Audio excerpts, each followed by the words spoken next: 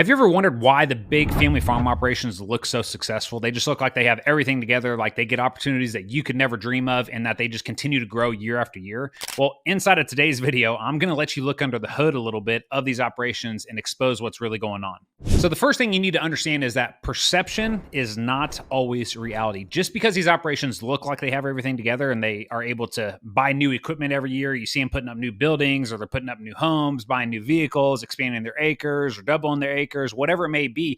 There's a lot of things that operations can do to make them look like they're growing and that they're doing really well. But the reality is I've seen the finances behind a lot of big operations that came into Legacy Farmer doing $5 to $10 million a year in revenue, having a balance sheet that has assets up to 10 to 20 million. But at the end of the day, these operations look substantial, right? A lot of people, a lot of different moving parts there, a lot of new equipment, things like that. But when you look under the hood a little bit and you start looking at the numbers that expose all the facts, that expose all the problems in the operation, you will discover that a lot of these families are actually very, very leveraged. Okay, now I'm not saying all of them, but what I'm saying is a lot of them are, and that's what I mean when I say perception is not reality. Unless you know what the finances are of that operation, I don't care how they look. I'm not going to carry any assumption that they are actually massively profitable every year and moving forward from a profitable standpoint versus just gaining acres because they're able to go to their banker and they have a big balance sheet and they're able to take on this debt, when the reality is they're leveraging themselves to such a high level that they may never get out of it. And the reality is there too, when you look at that type of scenario,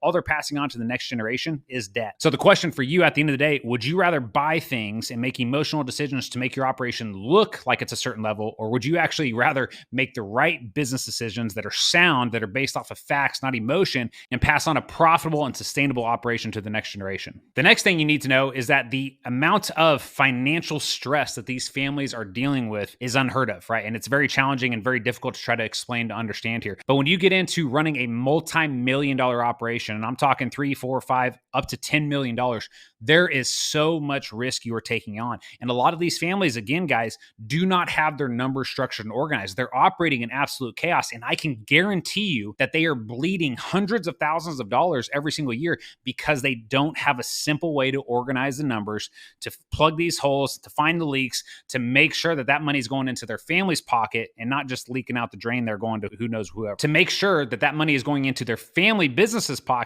and not just leaking through the cracks inside the business. We've had countless customers, again, come into Legacy Farmer that, again, we're doing $5 to $10 million a year in revenue, but they were bleeding money, right? And again, I'm talking to the tune of hundreds of thousands of dollars every single year. And what they needed was a simple way to organize their finances so they could finally have clarity and confidence in the decision that they're making and not just be shooting from the hip and living on this strategy of hope and praying that things work out next year. That is not a strategy that you want to have to use every single year. But unfortunately, that's where a lot of sizable family farm operations are sitting today. Then the last part to this is that there are substantial costs, and these are kind of hidden costs that large family farm operations deal with that nobody really wants to talk about. Now, when you are driven to build a large family operation, nobody wants to talk about the sacrifice that is required in order to make that happen. And that's what I'm talking about. As the business owner, you're going to have to sacrifice so much time away from your family, most likely, in order to make this operation happen, because there's so many specific things that have to happen over time. And there's so many times that you're going to be required